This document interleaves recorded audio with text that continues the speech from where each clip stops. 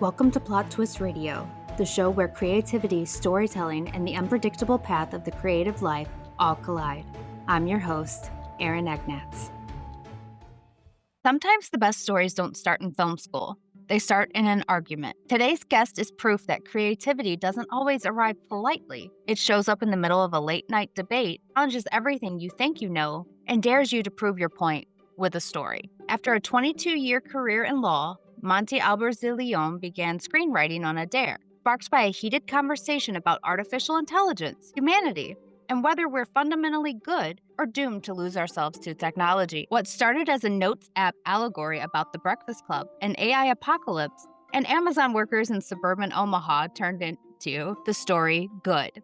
A screenplay now on draft 15 with over 160 international awards, currently in production with Impossible Dreams Productions, and part of a powerful anthology called The Parables. Monte writes modern fables, stories about morality, choice, and the belief that even at the end of the world, people can still do the right thing. Today, we're talking about reinvention, writing from conviction, trusting your voice, and why sometimes the best way to win an argument is to write a movie. I'm Erin, and this is Plot Twist Radio.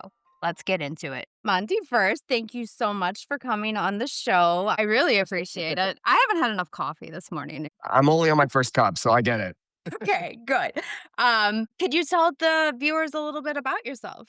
Sure. I am a native Californian. I was born in Napa. I grew up on a 100-acre ranch about a mile from my nearest neighbor. It was just basically me and my dog and movies. I moved out to the East Coast to go to law school, and I was an attorney here in Manhattan for about 22 years. Was quite convinced that was going to be the end of my bio when about 2 years ago, I got into a very heated debate with my best friend about AI and the future of AI's effect on humanity's sense of goodness and individuality.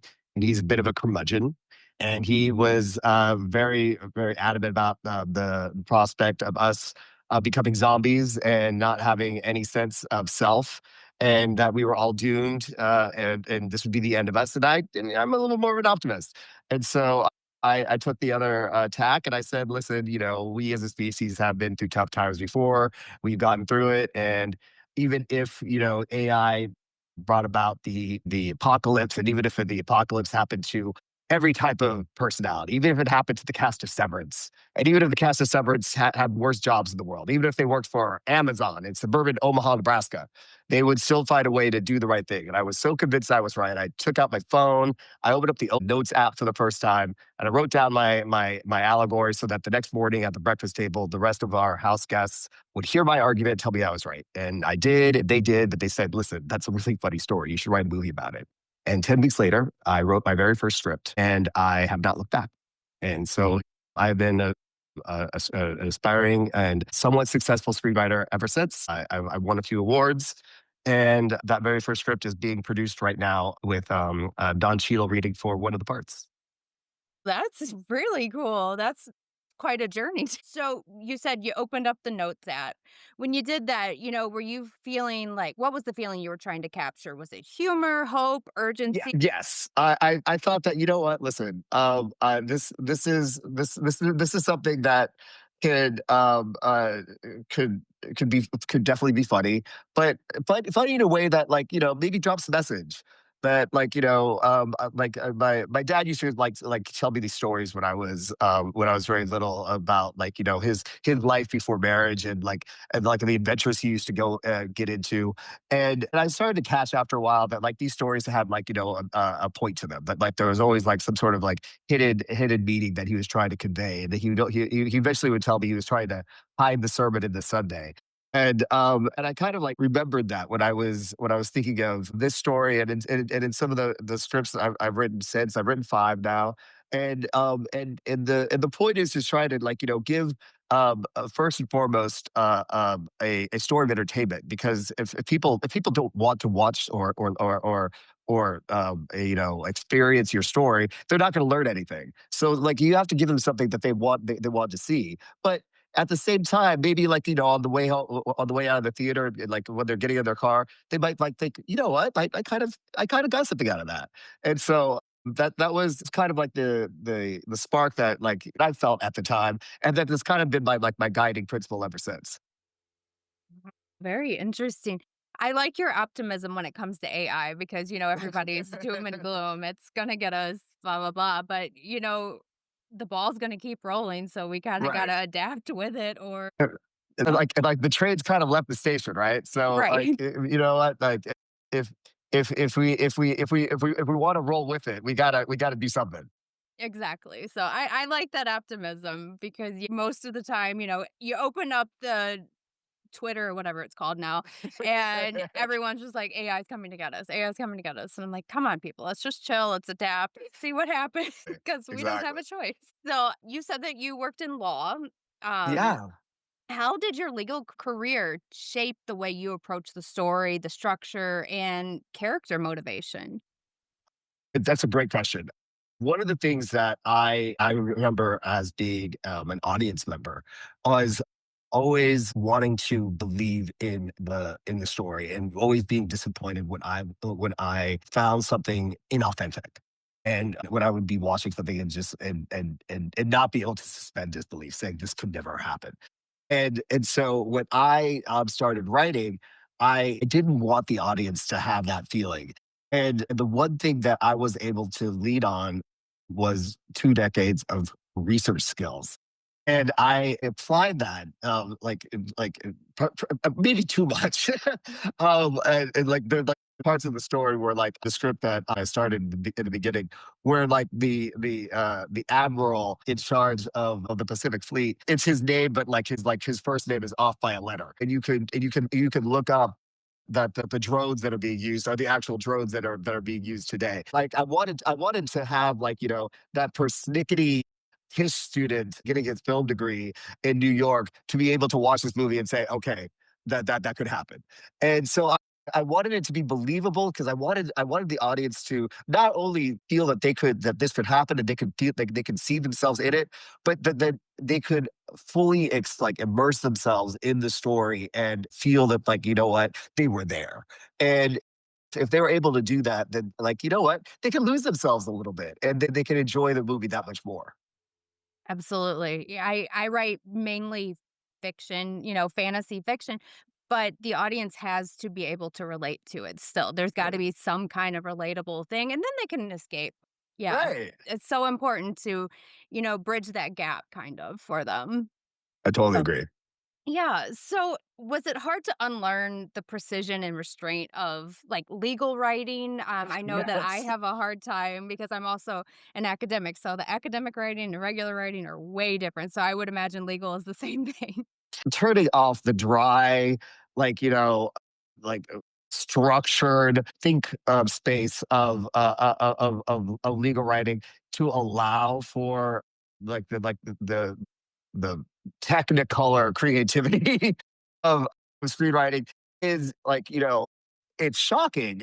Really, it causes like, pause because in the first place, I didn't even know I had it in me. And in the second place, it's such a different feeling. I mean, I'm the first to say it's a much better feeling, but it opens up the possibilities of your mind to go places that a very rigid world of professional legal writing does not allow you to go. And so it's definitely a shift. It's a shift that I welcome, and it's one that I hope to embrace full time as time goes on. So tell us a little bit about the anthology. I kind of went down that hole a little bit. I was researching. It sounds so interesting. I know that there are some moral lessons, some warnings. How did you connect the stories like thematically? Sure. One thing that I wanted to do is I wanted to give the audience something different. I recognize that sequels can be redundant. I recognize that like people can get a little bit tired of seeing something that's like repeated over and over again. So for the anthology, I wanted to give them something different. So every successive story is of a different genre. Except for the last one, the first one, it takes place in a different place at a different time, and doing so, it keeps things fresh, right? And it keeps things different. But what they are invested in is in the characters. The characters are the same. and you get to see like how in these different situations, but and at the same time you get to see these lessons, these like I call it the parables, and which is also ironic because there's no religion involved in any of this.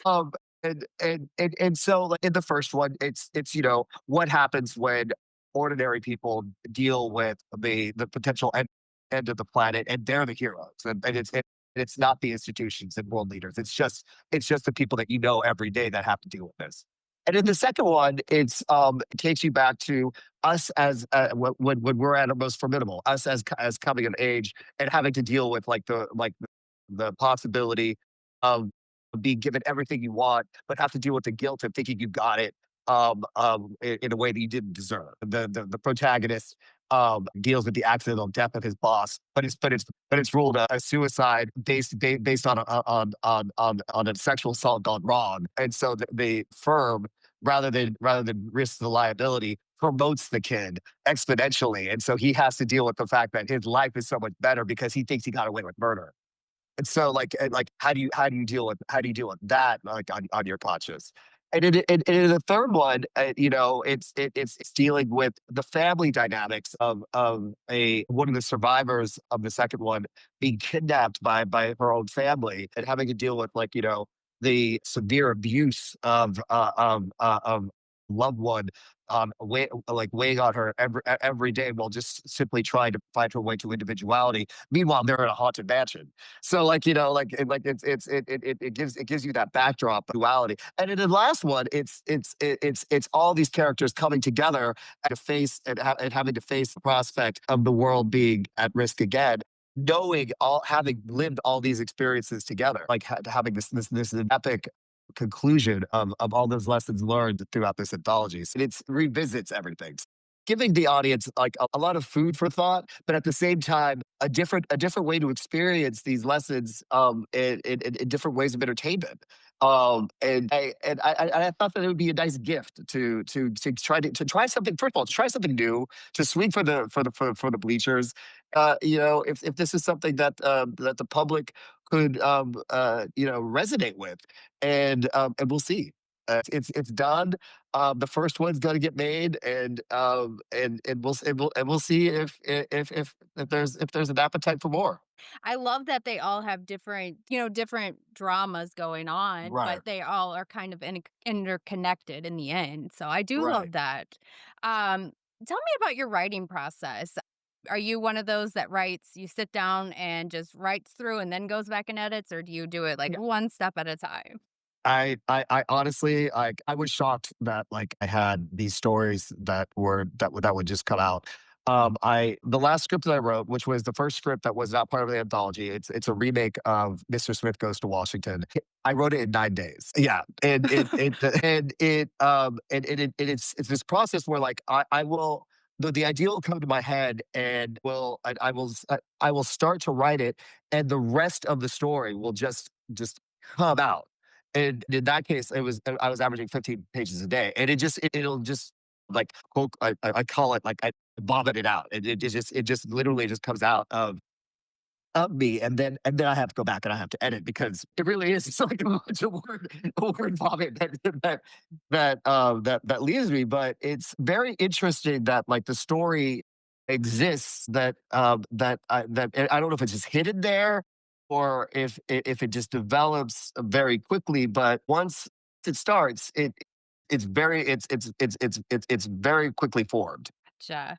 So when it comes to rewriting, when you get to that part, because we all have to do that fun part We of all have to do it. it. Yes. Like, As much as we don't like it, how do you evolve the scripts, especially when they lean heavily like on metaphor?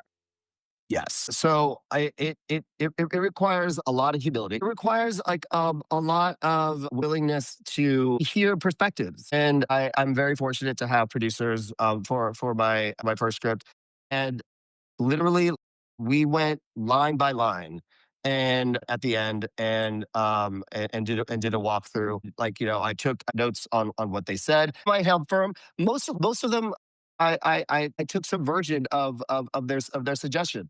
And listen, 19 drafts later, it's a much better product. And credit like, their experience, and credit, like, willingness to say, you know what, you're right. And that takes a little bit of give. And in the end, I think that the product is better for it. Yes. Yeah. And it is one of those things. I like that you brought that up where people don't always like criticism of their baby, you know. I'm Right. guilty of it. I get something back from an editor and they're like, well, I would change this. And you have to put yourself aside, your ego Right. aside. The first time I heard, like, you know what, this is great, cut 20 pages. I'm like, Yeah. that took a chunk out of me. But I got over it, and found a way, and then rebuilt something better. And so that's jumping in the deep end, kind of a way of learning. Yes, absolutely. So you mentioned your producers and those around you with helping you, but are there any storytellers, filmmakers, authors, philosophers that have shaped the way that you think about your storytelling? I am a big fan of Aaron Sorkin. I talk fast as it is, and I like a fast dialogue. I like characters who are in it with each other, and have conversation where the pace is fast, and there might be some interruptions, and the dialogue itself propels the story forward. Ever since The West Wing, I thought that, like, he was just a master at doing that. And so, like, I think that, like, I try a little bit with my dialogue to try to emulate that. Also, like, Chris Nolan and Gareth Edwards, I really like, I really like the vision that they do to try to create something that's not only unique, but also, it gives a vision that, like, really, like, takes the audience into something so bold and fantastical, in a way that's believable, but still it's still fantasy. So I really look up to those individuals for inspiration. Very good. Those are some good ones to look up to. So, if you could send a message to the version of yourself who opened up that notes app Yeah. the first time, what would you say to him? Oh, you're doing the right thing. Okay, that this isn't going to happen tomorrow, or next month, or next year. It's going to happen, and the important thing is that you love what you're doing. If you find yourself doubting yourself, just remember that you found something that you love, and it's never too late to find something that you love, because once you find it, then no more searching for that purpose that you were hunting for. You found it. Awesome message. So, I have enjoyed talking to you so much. I love your stories. Where can the viewers, listeners find you? So, there's a website for the anthology, is www.theparables.net. I'm also on IMDb. My ridiculous name is Monte, Monte Albers de Leon. You can keep up to what I'm doing there, and I'm also on Instagram. Perfect. Thank you again so much for joining me. It's been It's a my pleasure. pleasure. Thank you so Um, much. absolutely. I'll What I love about Monty's journey is that it reminds us creativity isn't about permission, it's about belief. Belief that your story matters, belief that people are more than their worst impulses, and belief that it's never too late to start something new. From a late night debate to an award winning screenplay now headed to the screen, Monty's work proves that stories can be hopeful, funny, and deeply human, even when they're about the apocalypse. You can learn more about Good, the Parables anthology, and Monty's work at theparables.net. And trust me, it's worth the visit. If you enjoyed this conversation, make sure to follow, rate, and share Plot Twist Radio. And join us next time for another creative mind, another unexpected journey, and another story that didn't take the path you thought it would. Until then, keep writing, keep questioning, and always leave room for the plot twist.